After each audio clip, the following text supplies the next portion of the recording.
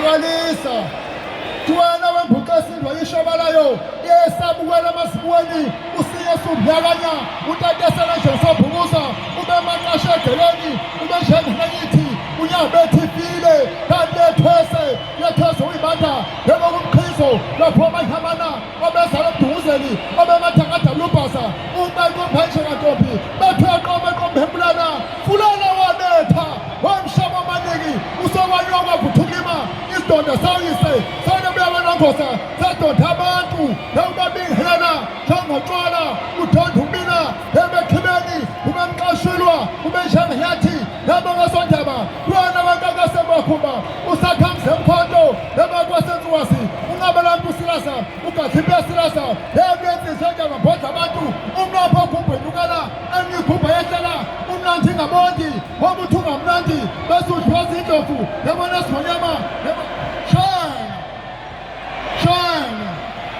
sokalisa ngiyathokoza mphathi wohlelo uMashasha noLizel van der Merwe. Ngiyathokoza baningikeleni ithuba ukuma phambi kokumredi bethu. Ngifisa ukubingelela abantwana basendunkulu abakhona la abayinhliziyo yasendunkulu yakwethu.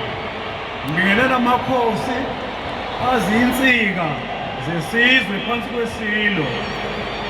Ngifisa ukubingelela abefundisi esinabo lapha abade besenzela umthandazo.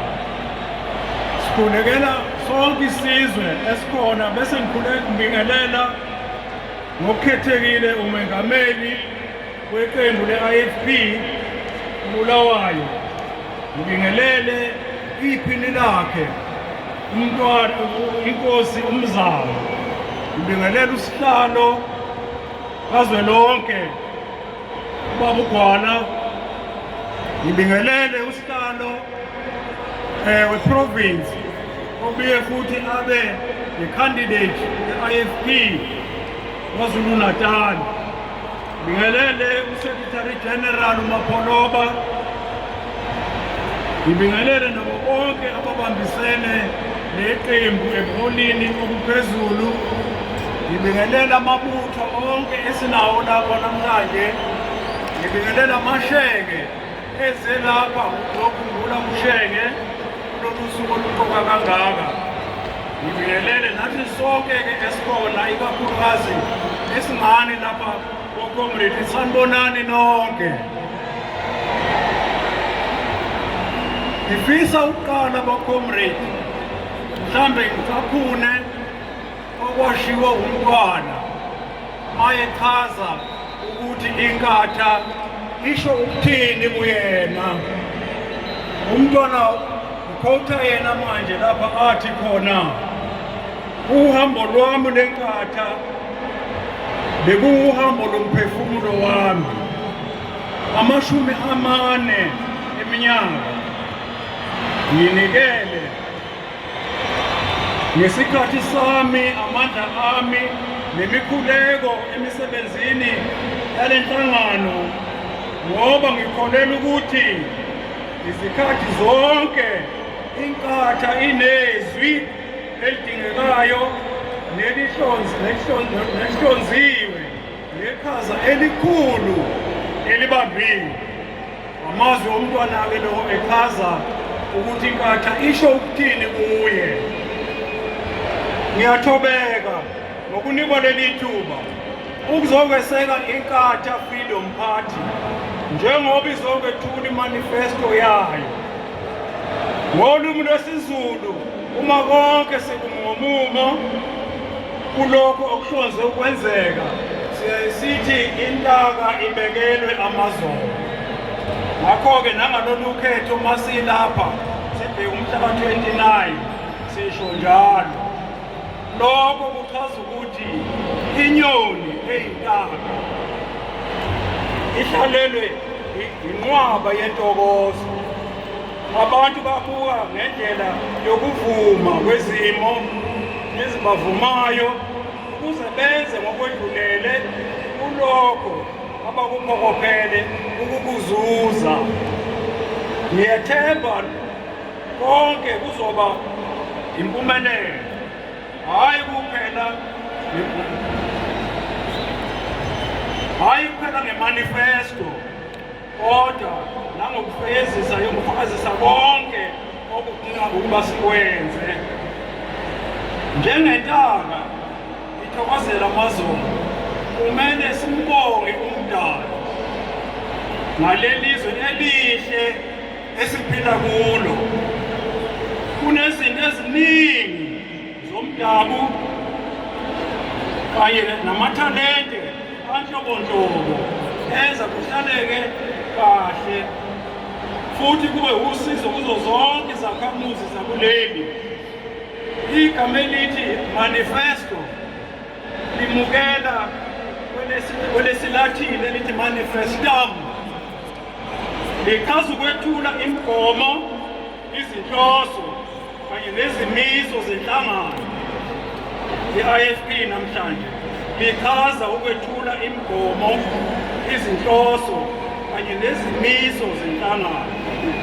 Lasetshenziswa okokuqala ngonyaka ka-1620 uNathaniel Brand owayengummeli nenhloko wekolishi. Lokhu kuveza ngokusobala ukubaluleka kwemanifesto.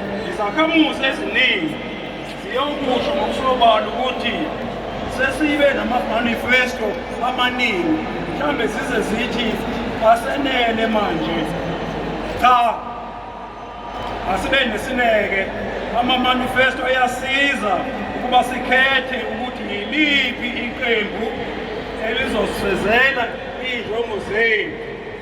Futhi manifesto iyasiza ngoba lokho njengoba umongameli wethu ezosukuma la abeke ukuthi manifesto ayifithini mhlahlandlela, siyakwazi thina esibavotele laba baholi kusukela kumanifesto ukuthi sibajaje ngaleyo manifesto abayibekile. We are able to hold them accountable.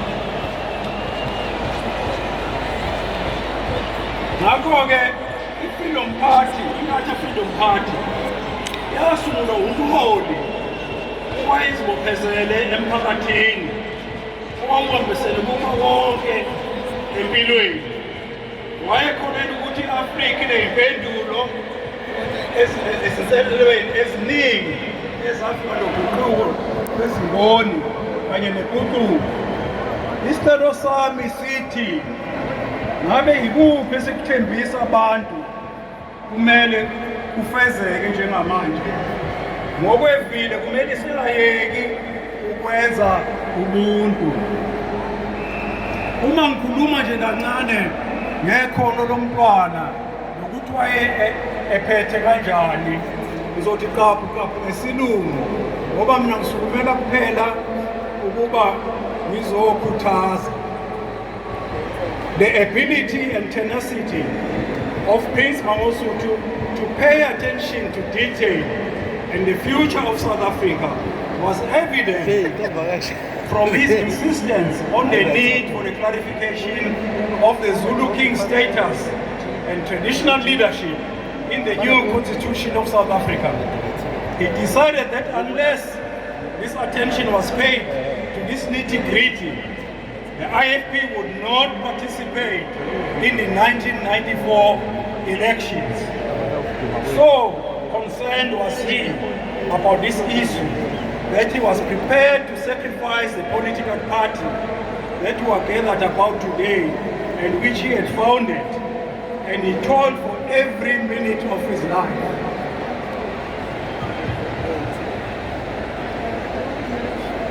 Thanks to Washington Okumu, the Kenyan negotiator, who got the main negotiators to agree that matters raised by Prince Buthelezi would be attended after the elections, which was, as we know now, of course, were never attended to. The validity of the promises is yet to be realized. That is to have an inclusive government that will practically recognize the inalienable right of the King of the Zulus and traditional leadership as a whole.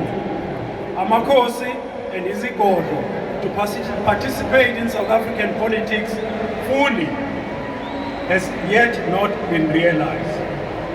Moving just for a moment directly to our father, Prince Mongusuthu Buthelezi, he believed in ideologies and values more than the people who spoke about them. If you were not to abide by the rules of achieving what amounted to a meaningful intervention in people's lives, he would rather you step aside, a term we have become very familiar with, and let others do the job. We should celebrate our political parties and even policies. However, we should enable our country to cherish transformation and the graduation to better living conditions for generations to come. Let us think and analyze carefully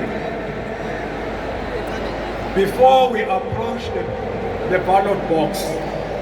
Let us be bold and resolute and vote for a party that will deliver according to promises with a proven track record of being trustworthy and credible. Sure, we are aware of a political party that has done just that as we are gathered today here.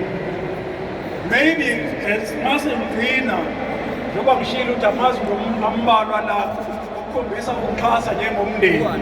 Ukhona engifisa ukubeka kini boComrade namhlanje sekuhlala phansi ukuthi thina njengomndeni wakwaphindangene sonke kanye namashenge akhona lapha engithokozayo ukuthi amashenge ngokwenaba komndeni akhona lapha. Thina kwaphindangene sifuna ukuthi sinike isiqinisekisa ukuthi sizimisele ukuthi nanini siyoma lapha umntwana ayibe khona ngezinto ayekholela kuzo nani iningi lenu elapha ngalokho. Ngakho-ke siyacela sethemba ukuthi abaholi be-IFP bayosemukela njalo njengoba thina sibemukele ngoba umntwana i-IFP kwakuyikhaya lakhe lesibili. Sibona kumqoka ukuba lokhu sicacise kini. Ngakho-ke sizokubeka njengomndeni sibambisane nabaholi mayelana nokusebenzela iqembu leli lomntwana. Ngiyethemba njengoba ke wathi omunye sengcina ukuthi umntwana cishe uthokoze kakhulu lapha khona mayesibona siphelele kangaka ebuka into eyaqala iyiphupho kuye isibe njengalesi ibona namhlanje iminyaka eyedlule kwangama-40. Ngiyagcina ngiyafisela-ke nothi abaholi bodwa nathi sonke boComrade ukuthi siphume ngothini wethu mhlaka 29 siyofaka lesasiphambano emva kwey'ndlovu ezingaki iy'ndlovu ezingaki. Masenze njalo-ke boComrade. Long live the spirit of Shenge, long live. Long live the spirit of Shenge, long live. Siyabonga boComrade. Good luck.